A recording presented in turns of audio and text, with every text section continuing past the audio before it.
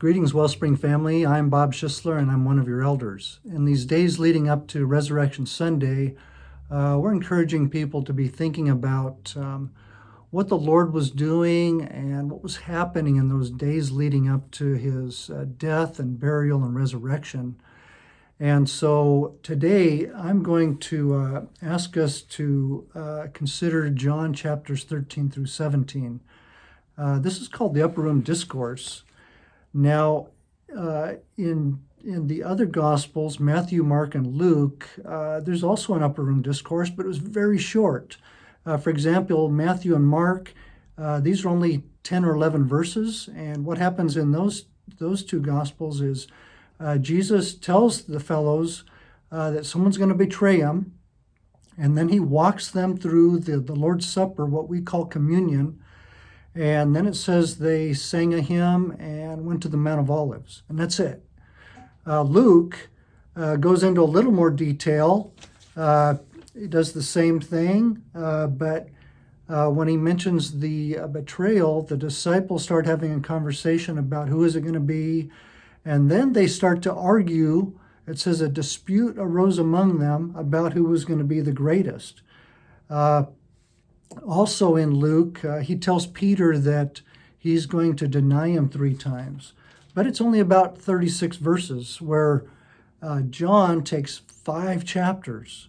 The 4 chapters where he's talking with the disciples, and then chapter 17, where he goes into this very lengthy prayer for the disciples.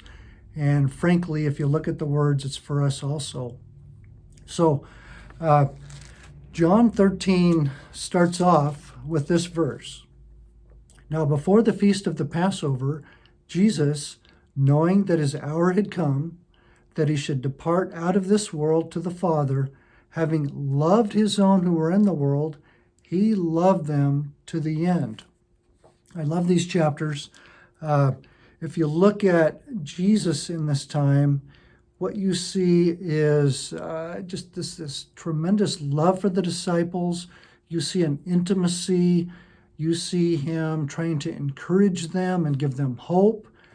He gives them promises. And interestingly, in chapter 15, this is the first time that I know of that he actually calls them friends. Now, just stop and think about that. The God of the universe calls these disciples, who really don't have a clue yet, friends. The word friend is used kind of like we use it now. In fact, if you go back earlier in Jesus' ministry, Luke 7, for example, the religious leaders are criticizing him and says he is a friend of tax gatherers and sinners. It's the same Greek word, just this kind of the same way we would use friend. So just a really encouraging set of chapters here. Now, you look at these chapters from the disciples' standpoint. If there's an overall reaction that I see, it's confusion. Just confusion as Jesus speaks, as he takes some action in these chapters. He tells them he's going to leave them, and so there's tremendous confusion on their part.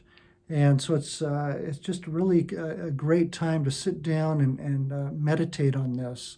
So I'm going to lift up here my high-tech way of giving you some questions to look at and consider. Number 1, list the verses that speak of abiding. And what do you think that means? Jesus talks about him abiding, and then he encourages the disciples to abide. And what do you think that means? And what does it mean for you? Number 2, list the specific verses where Jesus literally says he is commanding them to do something. So he uses the word command or commandment. What are these verses? Number 3, in our time of confusion, and what I mean there is we have a lot of confusion going on in the world with the coronavirus. Think of the daily news we're being bombarded with. This is a time where great world leaders are really, quite frankly, confused about what to do. They start off with a lot of bluster And then before you know it, some of them are even in the hospital. So in our time of confusion, how can we be encouraged by these chapters? How can we encourage others? This is a great section to think about applying to our own lives and the lives of others. Number 4, extra credit. List verses that give evidence for the Trinity. It's all here.